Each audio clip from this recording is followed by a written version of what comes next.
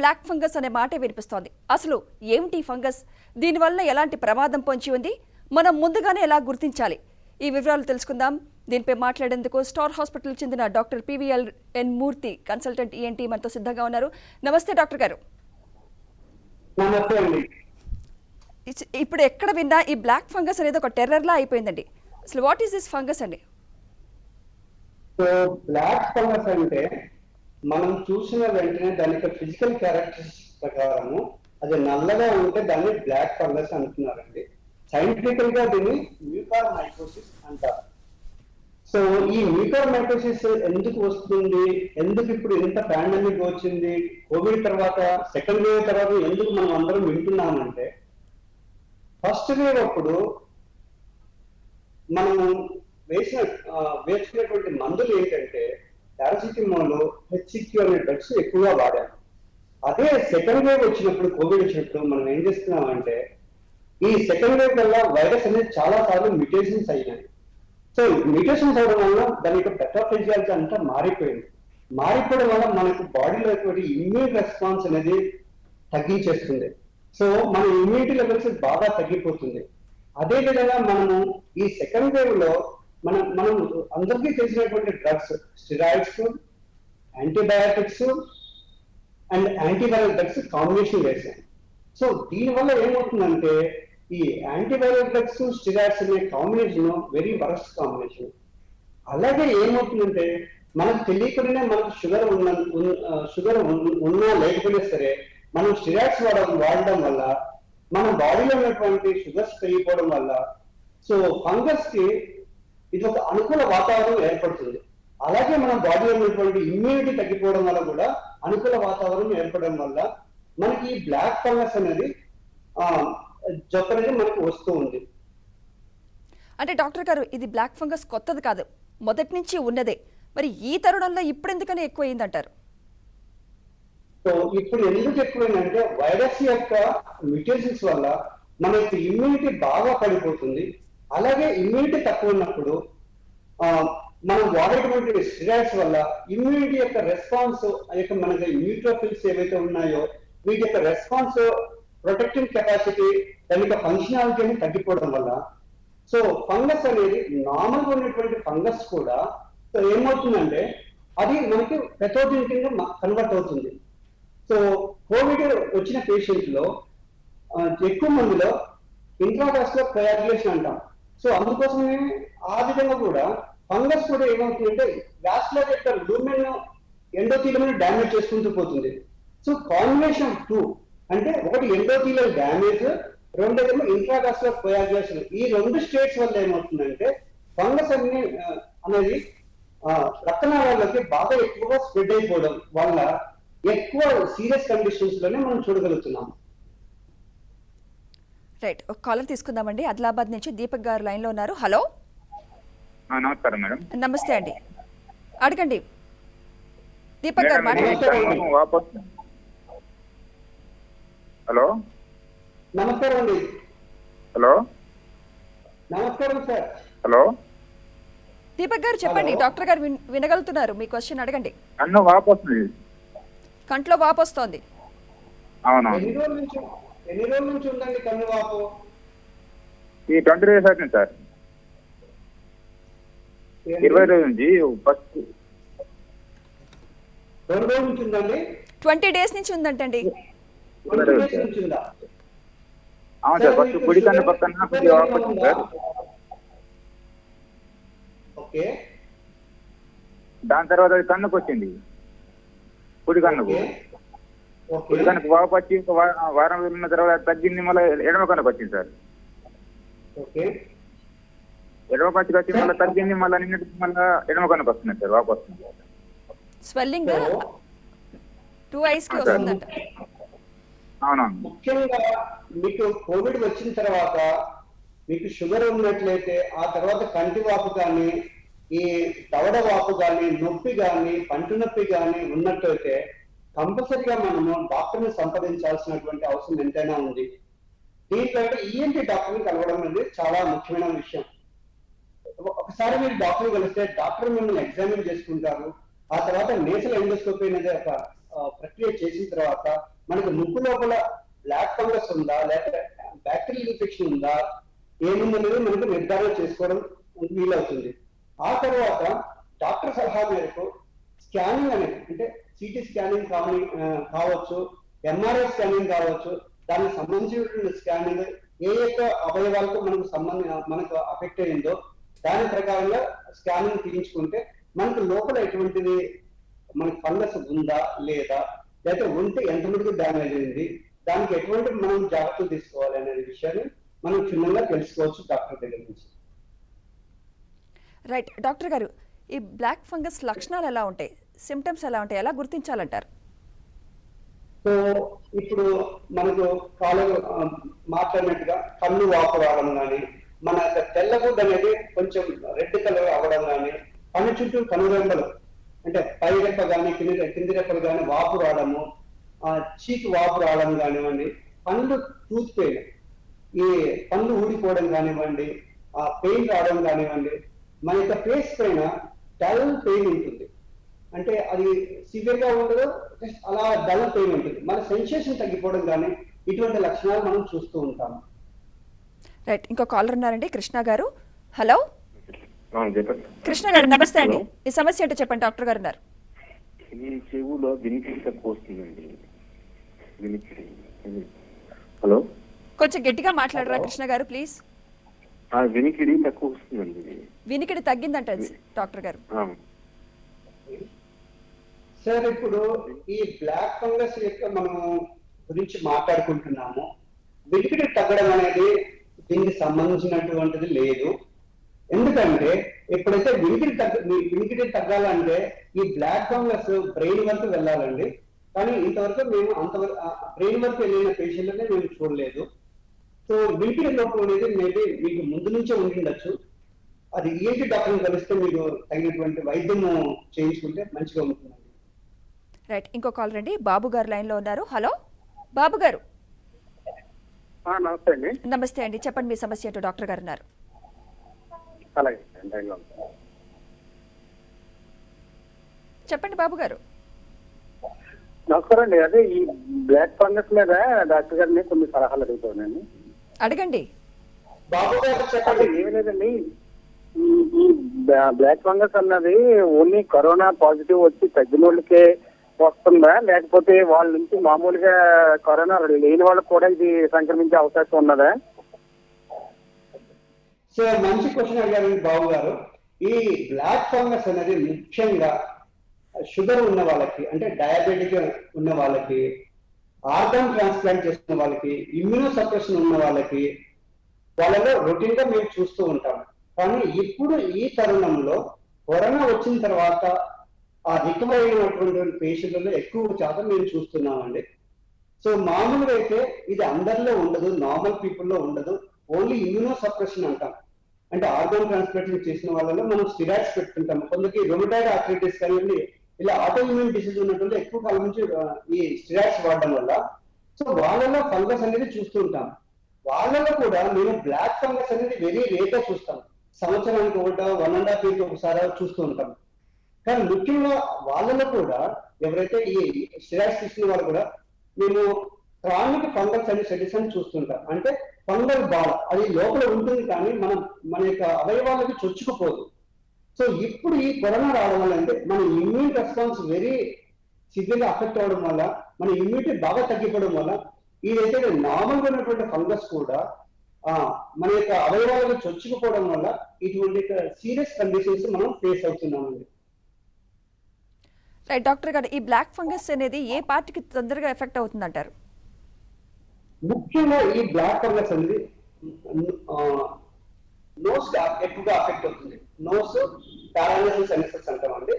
So ఆ తర్వాత దాని చుట్టుపక్కల ఏమున్నాయంటే కన్ను ఉంటుంది, తర్వాత ఇంకా లోపలికి వెళ్తే బ్రెయిన్ ఉంటుంది. సో ముఖ్యంగా ఇది కంటికి, చీక్ కి, టీత్ కి అఫెక్ట్ అవుతూ ఉంటుందండి.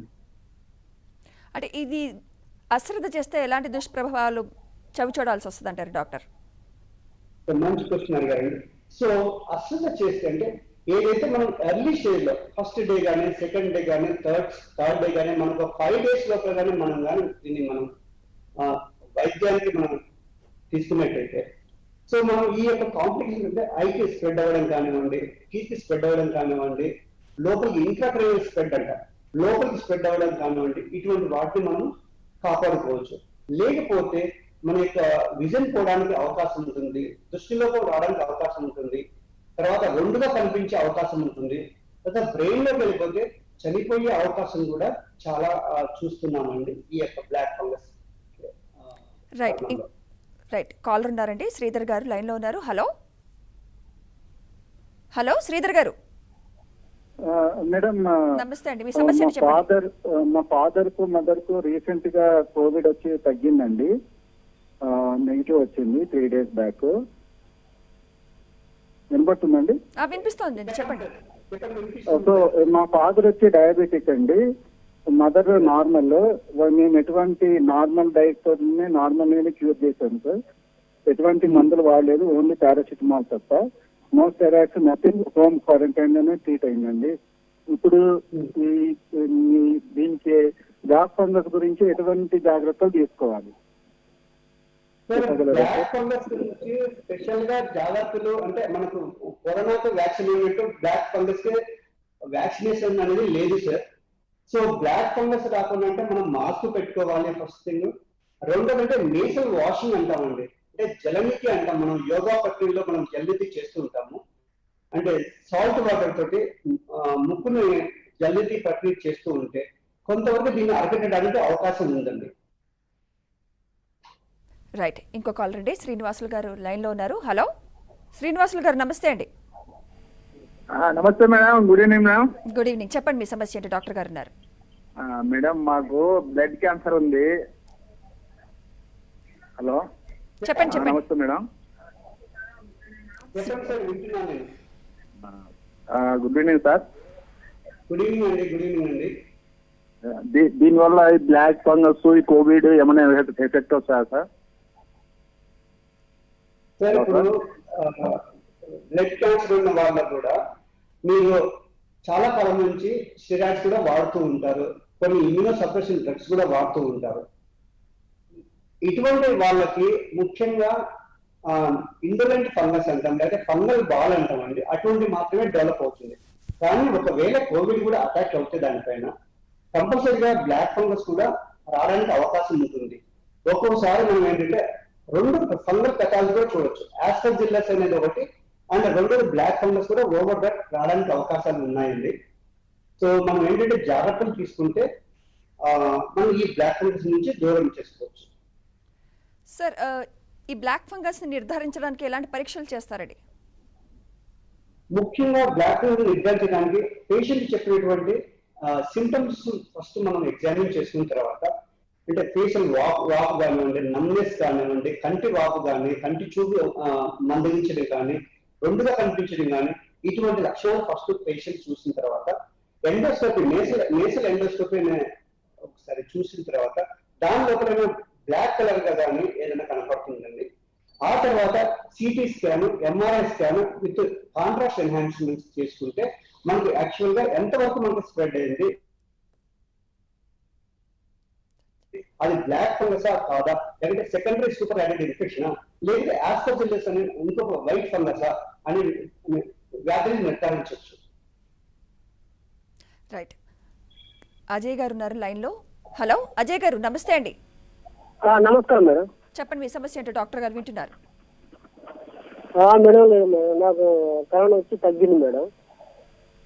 ఓకే మేడం, ఇది బ్లాక్ ఫంగస్ అంటే ఈ లక్షణాలు ఎలా ఉంటాయి మేడం? హలో అజయ్ గారు, నేను డాక్టర్ మూర్తి అండి. సార్ నమస్కారం సార్. నమస్కారం అండి.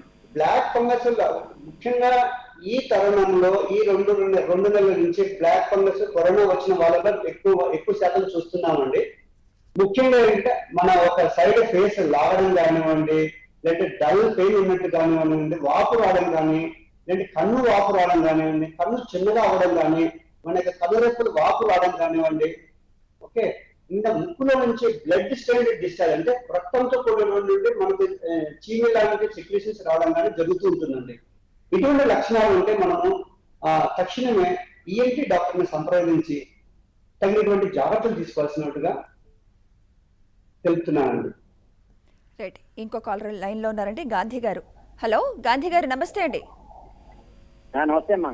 చెప్పండి మీ సమస్య ఏంటి, డాక్టర్ గారు ఉన్నారు. మరి టీవీ మ్యూట్లో పెట్టుకున్నారు, మ్యూట్ చేసేస్తా. హలో, హలో, నమస్తే. నమస్కారం అండి. నమస్కారం అండి, డాక్టర్ గారు మాట్లాడుతున్నాను. నమస్తే. గాంధీ గారు, ముందు టీవీ వాల్యూమ్ మ్యూట్లో పెట్టి మాట్లాడరా ప్లీజ్. Okay okay. అంటే డాక్టర్ గారు మాట్లాడి వినపడలేదమ్మా. నేను డాక్టర్ గారు మాట్లాడుతున్నాను సార్. నమస్తే అండి డాక్టర్ గారు. నమస్తే సార్. ఇప్పుడు మా black fungus treatment పొందుతున్నారండి.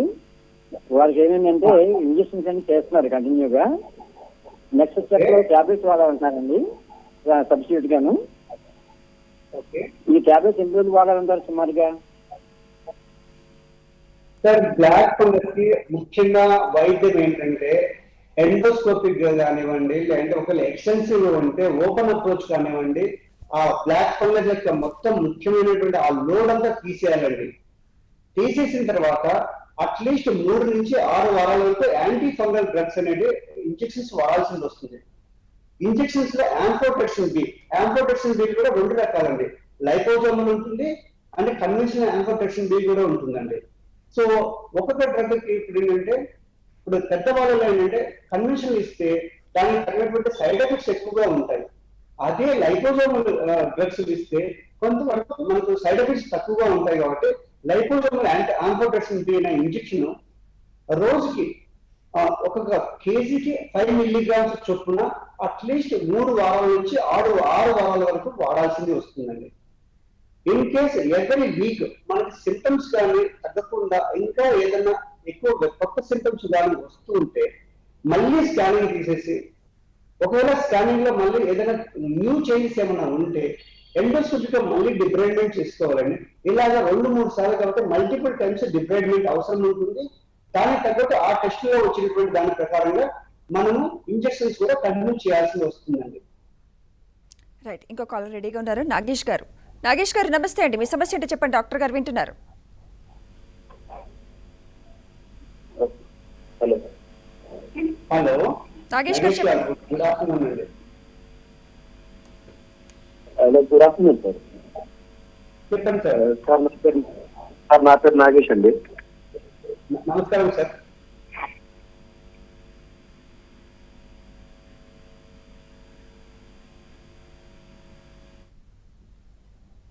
Hello. Right, Nagesh call cut అయినట్టుందండి. Doctor, is black fungus contagious? Is it contagious? Sir, ఇది బ్లాక్ ఫంగస్ అనేది కంటిన్యూస్ కాదండి. ఇది గాలిలో ఉంటుంది. ఇది ఎక్కడ ఉంటుందంటే ముఖ్యంగా ఆర్గానిక్ మ్యాటర్ అంటారు. సో మన ఆకులు కానివ్వండి, మన చెట్లు కానివ్వండి, చెక్క కానివ్వండి, ఇటువంటి ప్లేసుల్లో బ్లాక్ ఫంగస్ అనేది ఉంటుంది. ఇది స్పోర్ట్స్ రూపంలో ఉంటుంది. ఈ స్పోర్ట్స్ గాలిలో అన్ని చోట్ల ఉంటుంది. మనకు రోజు అదే గాలి తెచ్చుకుంటున్నాం, కానీ ఇన్ని రోజులుగా రాలేదు. ఇప్పుడు ఎందుకు వస్తుందంటే మన యొక్క body reaction, post viral effect and steroids వలన మనకు ఏదైతే గాలిలో ఉన్న బ్లాక్ ఫంగస్ మన బాడీలోకి వెళ్ళిపోయిన తర్వాత ఆ స్పోర్ట్స్ అనేది జెర్మినేట్ అయిపోతున్నాయి. అంటే స్పోర్ట్స్ కాస్త ఫంగస్ ని కన్వర్ట్ అవుతుంది. ఆ ఫంగస్ అనేది ఎండోవాస్కులర్ ఎండోథీలియం ని డ్యామేజ్ చేసి ఈ విధంగా స్ప్రెడ్ అవుతుందండి. అంతేకాని ఇప్పుడు బ్లాక్ ఫంగస్ ఒక పర్సన్ నుంచి ఒక పర్సన్ కి ఇదే మనకు కోవిడ్ స్ప్రెడ్ అయినట్టుగా గాలిలో మాత్రం స్ప్రెడ్ అవ్వదు. కానీ ఇది స్పోర్ట్స్ మనం పీల్చుకోవడం వల్ల మనలోనే ఉంటుంది ఆ బ్లాక్ ఫంగస్ అనేది, మన నుంచి వేరే వాళ్ళకి స్ప్రెడ్ అవ్వదు. కానీ ఒకవేళ మనం గట్టిగా తుమ్మడం కానీ దగ్గడం కానీ చేస్తే మన ముక్కు నుంచి స్పోర్ట్స్ బయటపడిపోయి పక్క వాళ్ళకి రావడానికి అవకాశం అయితే చాలా ఉందండి. రైట్, అయితే ఈ బ్లాక్ ఫంగస్ కి ఎలాంటి చికిత్స అందుబాటులో ఉంది? Is it completely curable doctor? So black fungus అనేది కంప్లీట్ గా క్యూరబుల్ అంటే కంట్రోల్ చేయగలమండి. ఎలా అంటే మల్టిపుల్ టైమ్స్ డిబ్రైడ్మెంట్ అంట, ఎండోస్కోపిక్ డిబ్రైడ్మెంట్. అదైతే బ్లాక్ ఫంగస్ ఉందో మొత్తం దాని లోడ్ ఆఫ్ ఇన్ఫెక్షన్ తీసేసి తర్వాత దానికి తగ్గట్టుగా ఇంజెక్షన్స్ వేసుకుంటూ పోతే మధ్య మధ్యలో ఏంటంటే వారానికి కానీ 10 రోజులకు ఒకసారి కానీ మనం స్కానింగ్ చేసుకుని మానిటరింగ్ చేసుకుంటే కంపల్సరీగా దీన్ని అదుపులోకి తీసుకురావచ్చు. ఎప్పుడైతే మనం ఇలా ప్రొసీజర్ ప్రకారం మనం స్కానింగ్ కానీ ఇవన్నీ చేసుకోకుండా మానిటరింగ్ చేసుకోకపోతే ఏమవుతుందంటే కంపల్సరీ ఇది ఇంట్రాక్రినల్ స్ప్రెడ్ అయిపోయి ప్రాణాపాయాలు అవ్వడానికి కూడా చాలా అవకాశాలు ఉన్నాయి. రైట్, కాలర్ తీసుకుందామండి. హేమంత్ గారు లైన్లో ఉన్నారు. హేమంత్ గారు నమస్తే అండి, మీ సమస్య ఏంటి చెప్పండి, డాక్టర్ గారు ఉన్నారు. నమస్తే సార్. నమస్కారం అండి హేమంత్ గారు. నేను మొన్న నిద్రపోయేటప్పుడు తలకాయ చెయ్యి మీద కన్ను పెట్టి నిద్రపోయినాను సార్. కొద్దిగా పెయిన్ వస్తుంది లైట్ గా. ఓకే అండి. సో అయితే ఏం చేయమంటారు సార్? లైట్ గా పెయిన్ వస్తుంది నాకు. తలనొప్పి వస్తుందండి? లేదు సార్, తలనొప్పి ఏం లేదు సార్. మొన్న పడుకునేటప్పుడు ఒక చెయ్యి మీద పడుకున్నాను నేను, కుడి చెయ్యి మీద రాత్రి పూట. అయితే కొద్దిగా పెయిన్ వస్తుంది అనమాట. చెవి పెయిన్ వస్తుందండి? ఏంటి సార్? చెవి ఇయర్ పెయిన్ వస్తుందండి ఇది? ఏం లేదు సార్, ఏం లేదు సార్, ఏం లేదు సార్. మీ సమస్య నాకు అర్థం కావడం లేదు. అంటే పెయిన్ వస్తుంది సార్, లైట్ గా కంటికి పెయిన్ వస్తుంది.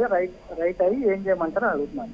పడుకున్నప్పుడు చెయ్యి కన్ను మీద పెట్టుకొని పడుకుంటే కన్ను నొప్పేస్తోంది అంటున్నారు ఆయన. అవును. ఓకే, ఇప్పుడు కన్ను నొప్పి వస్తే కానీ కన్ను ఎర్రగా అవ్వడం కానీ కన్ను వాపు రావడం కానీ ఏమైనా జరుగుతుందా అండి? అలా ఏం లేదు సార్, నార్మల్ గానే ఉంది సార్. నార్మల్ గా చూపు బాగుంది కదండి? బాగుంది సార్, బాగుంది. సో ఈ విధంగా అబ్జర్వ్ చేయండి. కళ్ళు రెడ్ అవ్వడం కానీ చూపు మందగించడం కానీ రెండుగా కనిపించడం కానీ జరిగితే వెంటనే డాక్టర్ని సంప్రదించండి. రైట్, ఇంకో కాలర్ ఉన్నారండి. నాగేష్ గారు లైన్లో ఉన్నారు. హలో నాగేష్ గారు. మేడం నమస్తే అండి. Good morning, good afternoon. Hello doctor, good afternoon. చెప్పండి మీ సమస్య ఏంటి చెప్పండి డాక్టర్. సార్ నేను కోవిడ్ రికవర్ అయ్యి ఆల్మోస్ట్ ఒక 20 days అవుతుంది సార్. సో నా ఏజ్ వచ్చేసి 23 days. నేను ఎప్పుడైతే రికవర్ అయ్యానో దాని తర్వాత నేను షుగర్ టెస్ట్ గిట్ట చేయించానండి. షుగర్ టెస్ట్ గిట్ట లేదు సార్ నాకు. సో నాకు ఏమైందంటే కోవిడ్ నుంచి రికవర్ అయిపోయిన దాని తర్వాత వారం రోజుల తర్వాత ఏమో ఫస్ట్ రైట్ ఐలో కొంచెము బ్లరింగ్నెస్ వచ్చింది సార్. సో దాని తర్వాత నెక్స్ట్ రోజు ఏమైందంటే ఇంకొక కన్ను అంటే లెఫ్ట్ ఐలో గిట్ట కొంచెం బ్లరింగ్నెస్ స్టార్ట్ అయింది. అంటే ఒకదానికి బ్లరింగ్నెస్ వస్తే ఇంకో దానికి రావట్లేదు సార్. అప్పుడు నేను ఆప్థమాలజిస్ట్ కి కన్సల్ట్ అవుతే ఐలో డ్రైనెస్ ఏర్పడిందని చెప్పేసి అన్నారు సార్. అది చుక్కల మందు ఇచ్చారు అండ్ అది గిట్ట వాడుతున్నాను సార్. కాకపోతే నిన్న ఏమైందంటే కనురెప్ప ఉంది కదా సార్, మనది కనురెప్ప కింద ఐ కింద కనురెప్ప కొంచెం వాసినట్టుగా ఉంది సార్. దానికి మళ్ళీ ఒకసారి ఏమైనా టెస్ట్ కి వెళ్ళమంటారా sir? Black fungus test detect చేయడానికి ఏమైనా? సో ఇప్పుడు ఏంటంటే ఇట్లా మీకు ఎర్లీ సింటమ్స్ అంటే కన్ను బ్లర్ అయింది, చిన్నగా కనురెప్ప వాచింది, కంపల్సరీ ఏమవుతుంటే స్టిరాయిడ్స్ వాడిన తర్వాత అందరికీ ఫంగసే రావాలని లేదండి. ఒక్కోసారి మనకి మామూలు బ్యాక్టీరియల్ ఇన్ఫెక్షన్ కూడా సివియర్ స్టేజ్ లో రావడానికి అవకాశం ఉంటుంది. సో ఒక్కోసారి సూడోమోనాస్ ఇన్ఫెక్షన్ కానీ ఎంఆర్ఐసి ఇన్ఫెక్షన్ కూడా రావడానికి అవకాశం ఉంటుంది. సో నాకు తెలిసినంత వరకు మీరు ఒక డాక్టర్ని సంప్రదించి దానికి తగినటువంటి పరీక్షలు చేయించుకుంటే అర్లీ స్టేజ్ లో మీకు ట్రీట్మెంట్ ఇస్తే దానికి ఫర్దర్ గా కాంప్లికేట్ అవ్వకుండా చూసుకోవడానికి వీలవుతుందండి.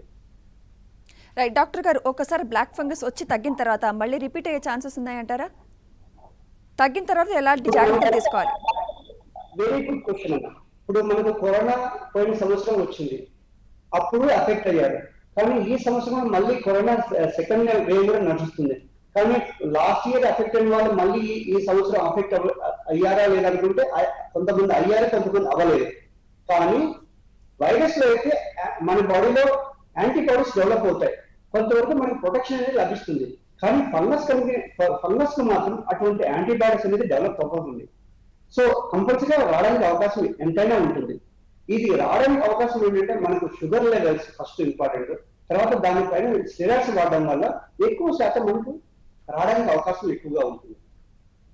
ఈ మధ్యకాలంలో వైట్ ఫంగస్ అని కూడా చూస్తున్నాం. సో ఈ బ్లాక్ ఫంగస్ కానీ వైట్ ఫంగస్ కానీ రాకుండా ఎలాంటి జాగ్రత్తలు తీసుకోవాలంటారు డాక్టర్?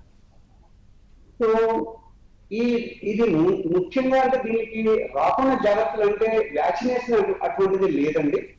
మనం చేసుకోవాల్సిన జాగ్రత్త అంటే మాస్క్ ధరించడము, స్వచ్ఛమైన సర్జికల్ మాస్క్ కానీ N95 మాస్క్ కానీ ధరించడం మంచిది. సో మామూలుగా ఈ గుడ్డ మాస్క్ వల్ల కూడా ఏమవుతుందంటే మన క్లాత్ కూడా ఒక ఆర్గానిక్ మెటీరియలే. మన ముక్కు నుంచి వెలువడేటువంటి ఏదైతే చెమ్మ ఉంటుందో ఆ క్లాత్ లోకి వెళ్ళి ఆ క్లాత్ లో ఉన్నటువంటి ఏదైనా ఇది కూడా ఒక ఆర్గానిక్ మ్యాటర్ కిందనే ఫంగస్ రావడానికి అవకాశం ఉంటుంది. ఇంకోటి అంటే ఆ క్లాత్ లో పోర్స్ మన యొక్క ఫంగల్ స్పోర్స్ ని ప్రివెంట్ చేస్తాయా లేదనే విషయం ఇంకా నిర్ధారణ ఎక్కడా లేదు. బట్ సర్జికల్ మాస్క్ మాత్రం కంపల్సరీగా నిర్ధారణ చేస్తాయి. ఈవెన్ వైరస్ కూడా ఆపుతాయి అండ్ స్పోర్స్ కూడా ఆపుతాయి. సో అందుకని టైం టెస్ట్ సర్జికల్ మాస్క్ వేసుకున్నది చాలా ఉత్తమం అండి. ఆ తర్వాత ముక్కుని సరైన వాటర్తో అంటే జలనీటి అంటాం అది చేసుకుంటే చాలా మటుకు మనకు ఈ ఫంగల్ డిసీజ్ బ్లాక్ ఫంగస్ కానివ్వండి, వైట్ ఫంగస్ కానివ్వండి, మ్యూకార్మైకోసిస్ కానివ్వండి, లేదా ఆస్పర్జిల్లస్ కానివ్వండి, అలర్జిక్ రైనైటిస్ కానివ్వండి, అన్నిటిని మనం కొంతవరకు నివారించుకోవడానికి వీలవుతుందండి. Right, thank you doctor garu. Black ఫంగస్కి సంబంధించి మీ సలహాలు సూచనలు మాకు తెలియజేసినందుకు thank you very much. Okay.